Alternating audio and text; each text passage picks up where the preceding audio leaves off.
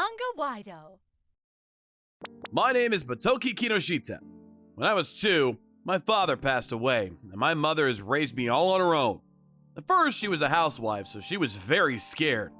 But both my grandparents helped out and lent some money, so we didn't struggle too much. However, I apparently had an extremely fast metabolism, and no matter how much I ate, I was always skinny.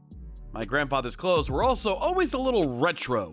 People would always make fun of me for being poor. Oh my gosh, you really are skinny. You're like a sewing needle. Your clothes are lame too. He probably has no money because he has no dad. What a pitiful loser. During elementary school, people would still get mad at the kids, so it wasn't that big a deal. But in middle school, things got worse.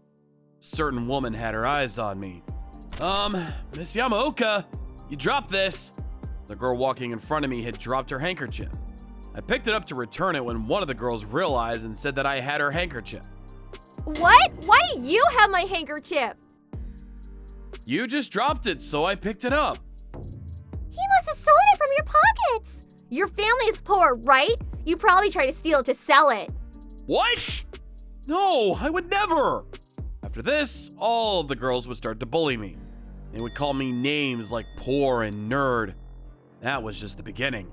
When I sweat during the summer, they would keep saying things like, "You stink," and "Don't come near me." Is it just me or does this classroom stink? True, what is that smell?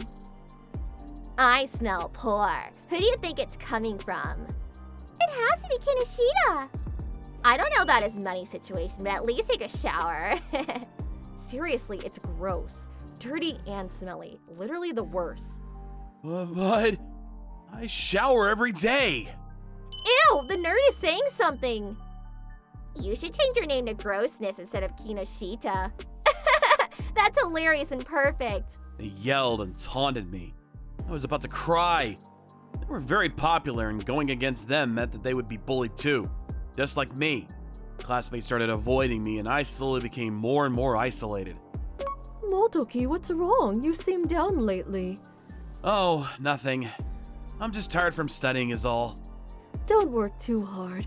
If there's something you want to talk about, I'm always going to listen.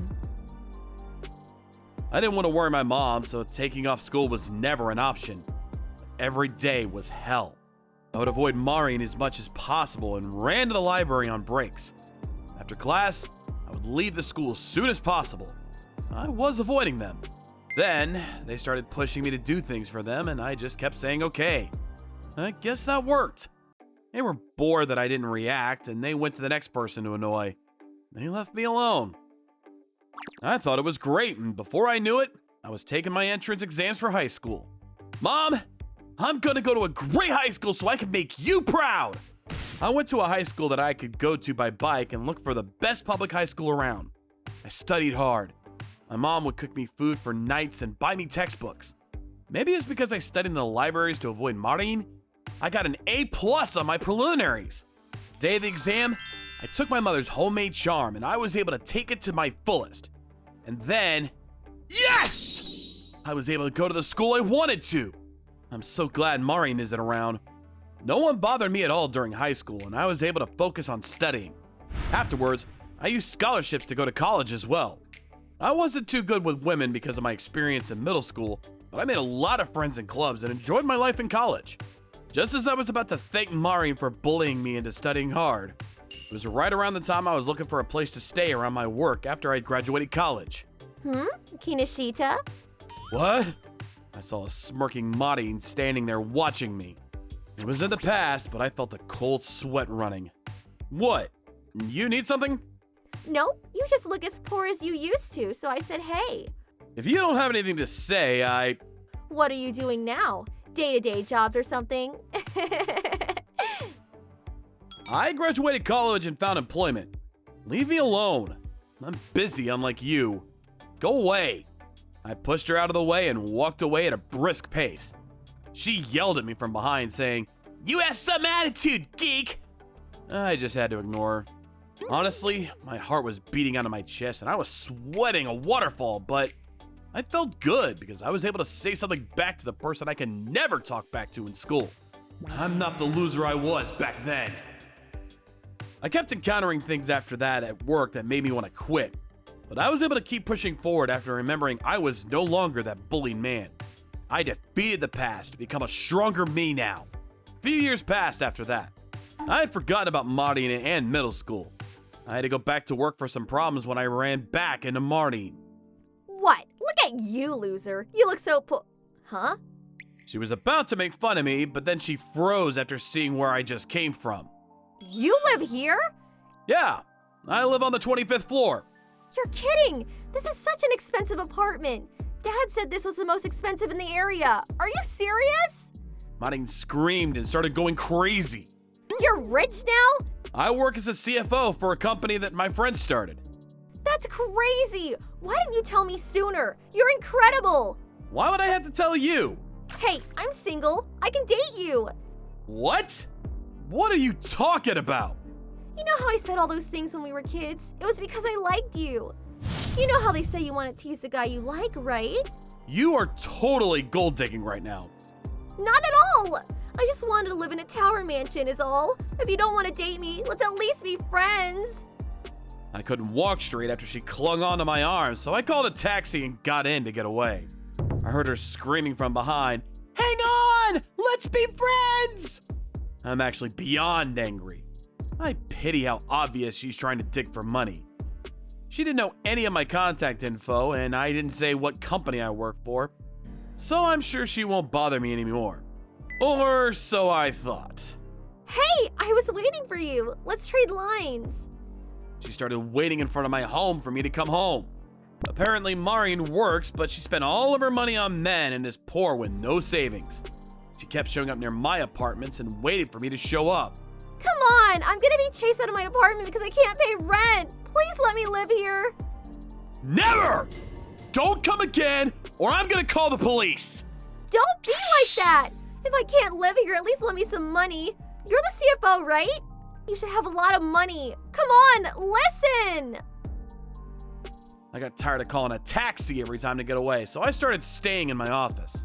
It was already fairly busy, so I had no problem staying in the company bed. I spent about 2 weeks doing this, and she didn't dare show up at my company, so I was comfortable.